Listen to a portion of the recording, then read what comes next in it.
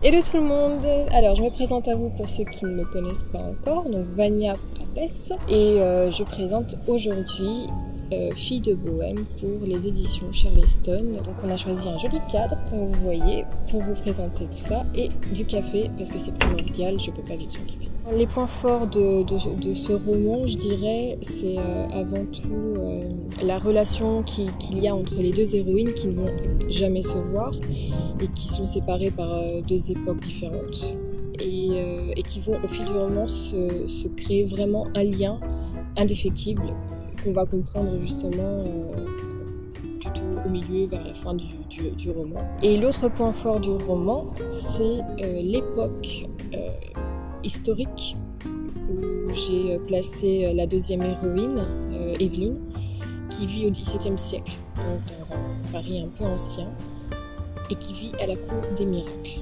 Et donc ce point-là, la cour des miracles, m'a vraiment tenu à cœur parce que c'est quelque chose qui m'a toujours fasciné, qui a toujours été énigmatique.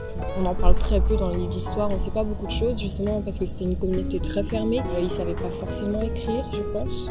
Donc le fait de faire des recherches là-dessus, c'est quelque chose que j'ai adoré et je pense qu'on le ressent dans le roman quand on le lit. Et c'est vraiment quelque chose qui m'a séduite dans l'histoire d'Evelyne.